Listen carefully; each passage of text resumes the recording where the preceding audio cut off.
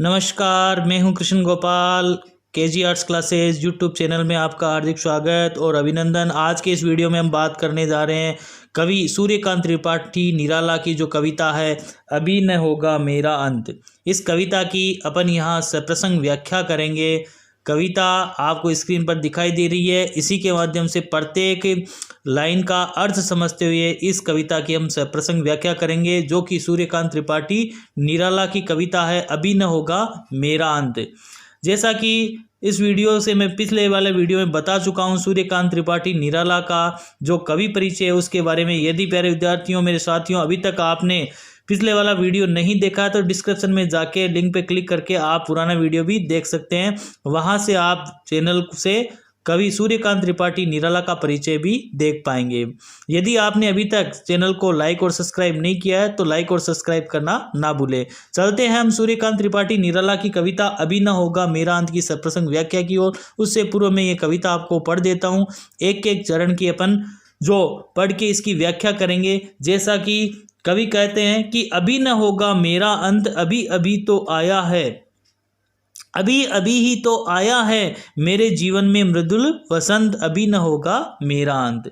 तो कवि सूर्यकांत त्रिपाठी निराला जो यहाँ पर जो अपना युवावस्था रूपी जो वसंत को उन्होंने प्राप्त किया है वो प्रथम चरण की बात करने जा रहे हैं। तो सबसे पहले आपको प्रसंग लिखना होता है। तो प्रसंग किस प्रकार से बनता है इस कविता का विद्यार्थी मैं बता देता हूं कि प्रस्तुत काव्यांश से हमारी पाठ्य पुस्तक में संकलित कवि सूर्यकांत त्रिपाठी निराला की रचना अभी न होगा मेरा अंत से लिया गया है।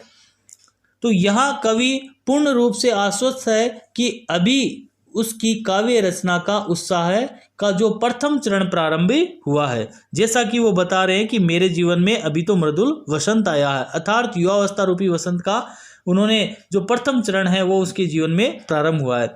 कवि कहते हैं कि अभी न होगा मेरा अंत, अभी अभी ही तो आया है मेरे जीवन में मृदुल वसंत, अभी न होगा मेरा अंत।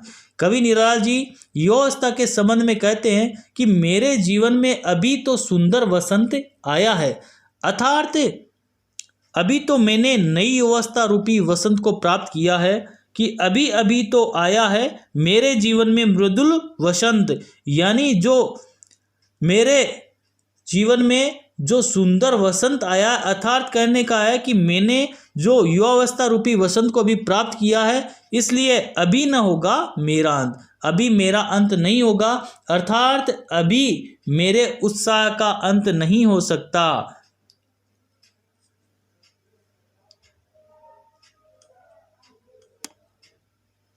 अभी मेरे उत्साह का अंत नहीं हो सकता। सूर्यकांत त्रिपाठी निराला इस बात को कहते हैं कि अभी मेरे उत्साह का अंत, तो अभी न होगा मेरा अंत। आगे हम देखते हैं कि अभी न होगा मेरा अंत, अभी अभी ही तो आया है मेरे जीवन में मृदुल वसंत, अभी न होगा मेरा अंत।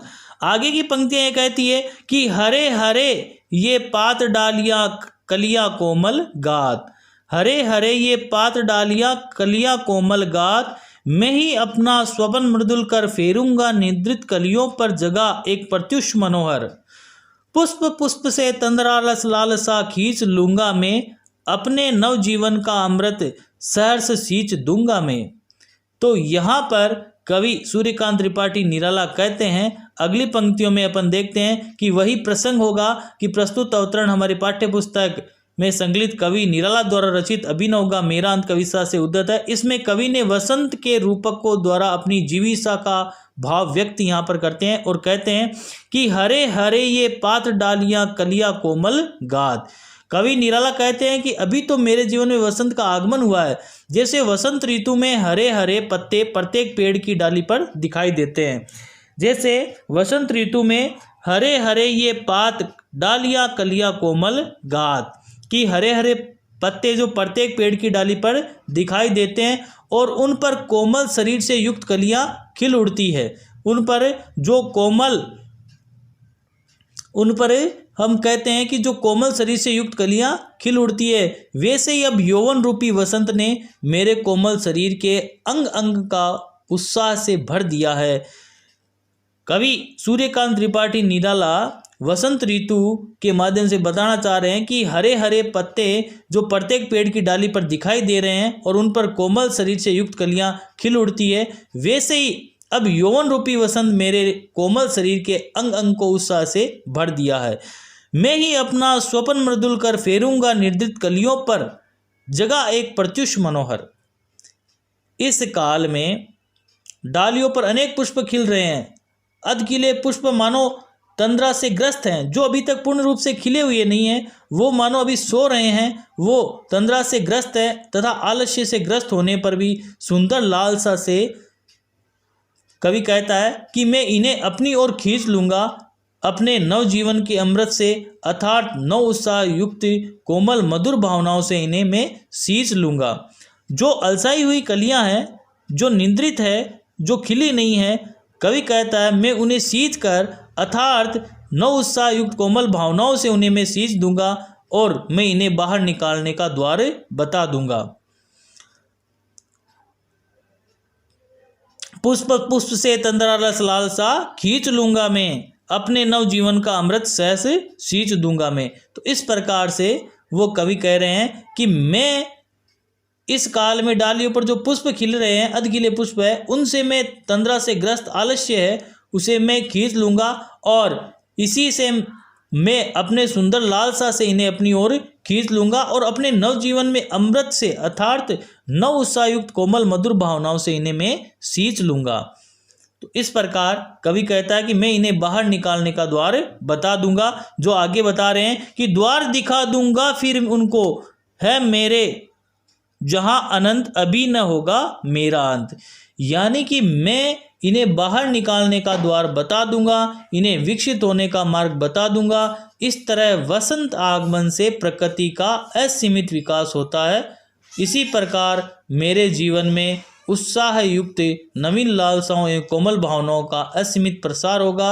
इस तरह की आकांक्षा रखने से अभी मेरे जीवन का अंत नहीं होगा, कवि ऐसा कह रहा है। तो कवि सूर्यकांत त्रिपाठी निराला जो कह रहे हैं वो इस कविता में वो ये कोमल भावनाओं के असीमित प्रसार को इस तरह से आकांक्षाओं से रखने से मेरे जीवन का अंत नहीं होगा।